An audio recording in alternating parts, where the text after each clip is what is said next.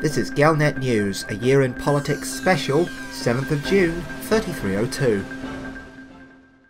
On this special episode of Galnet News, the Year in Politics annual summary will attempt to contextualise the activities of the commanders in light of other events that affected the political dynamic of the galaxy from June 3301 to June 3302.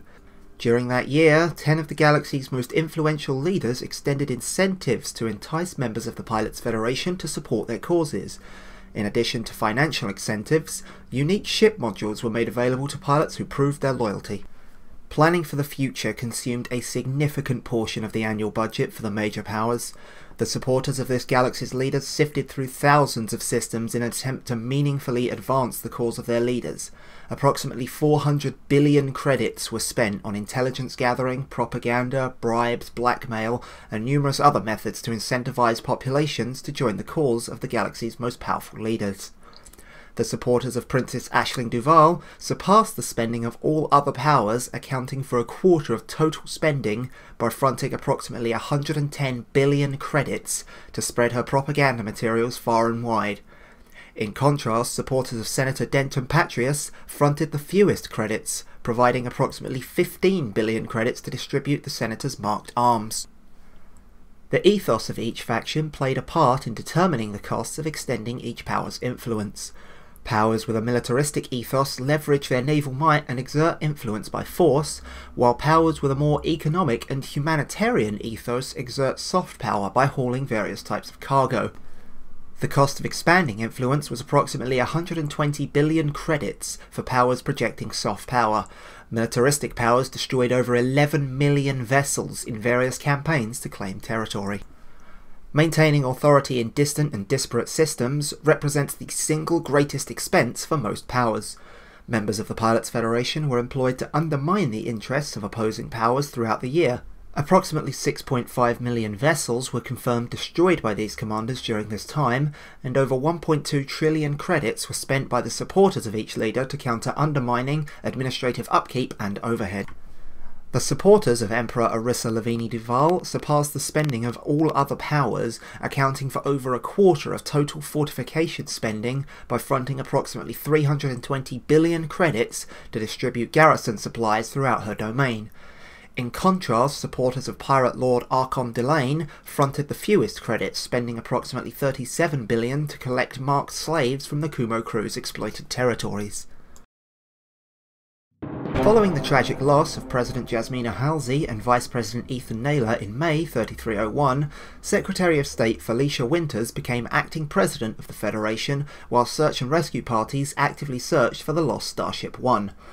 A vote of no confidence in the Liberal administration under acting President Felicia Winters led to the appointment of President Zachary Hudson in early June. Following the appointment of President Hudson, Congress agreed to a substantial rise in military spending, and naval shipyards throughout the Federation began producing vessels at maximum capacity. Felicia Winters assumed a new role as Shadow President when Hudson took office, and focused her efforts on providing aid and incentivizing populations to join the Liberal Party. Though she has chided President Hudson at times, she has not openly challenged this authority as he so often did as the Shadow President under President Halsey's administration.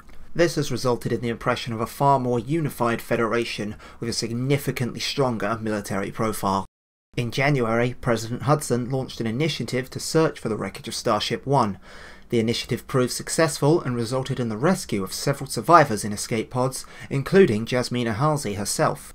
The former president was later admitted to a psychiatric facility on Mars for extended care and review.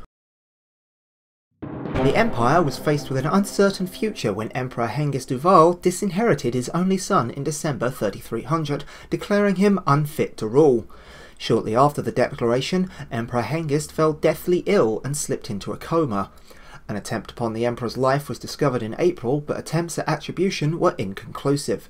A second attempt to assassinate the Emperor after he recovered from his coma was successful, triggering 2 internal crises. With an unclear line of succession, several likely candidates vied for power, while Imperial investigators traced the Emperor's assassins to an insurgency known as Emperor's Dawn. While Senator Denton Patrius's fleet spearheaded the fight against the Emperor's Dawn insurgencies, the matter of the imperial succession was hotly debated in media and on the Senate floor. Senator Torval pledged her support to Senator Patrius, and Senator Patrius in turn pledged his support to Senator Lavinie-Duval. With popular support split between the two princesses, Aisling and Arissa, the Senate ultimately voted in favour of Senator Arissa Lavinie-Duval's bid for the throne, and she was declared emperor in October 3301. Short months later, Patrius, who had been promoted to Admiral of the Fleet during the intervening months, declared Emperor's Dawn to be no more. A peripheral conflict broke out on the borders of the Pegasi sector as the Kumo crew captured Araware and invaded Kuchwa in June and July.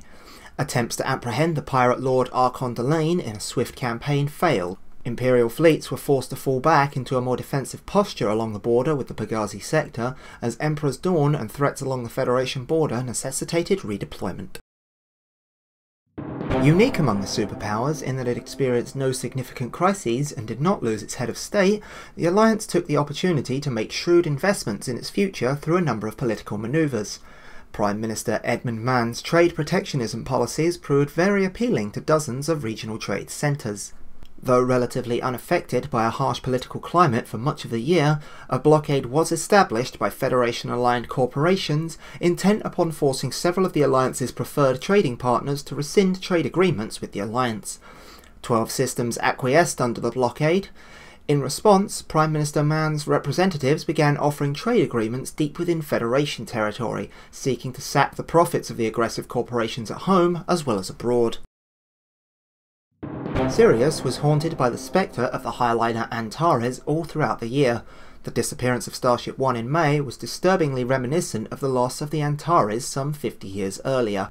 An off-the-books investigation into the disappearance of the Antares was being conducted by Federal Vice President Nigel Smeaton, who was murdered in January.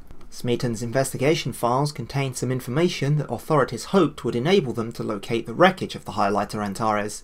Sirius Gov CEO Lee Yong-Wei commissioned a search for the Antares in late December 3301, and by mid-January 3302 the wreckage of the Antares was located. Relatively few people had even heard of Utopia or Sim Guru Pranav Antal by the time he enlisted the aid of the members of the Pilots Federation. Since that time, Utopia has grown exponentially and earned some renown as enforcers made it a point to establish a presence in some of humanity's most far-flung colonies, including Takura and Maya. Though his influence has grown significantly during the past year, Pranav Antal's agenda still remains something of an enigma. It was easy to dismiss what was perceived as yet another group of pirates on the fringes of human space. That dismissiveness permitted the highly ambitious Archon Delane to claim territory in the Pegasi sector and the surrounds.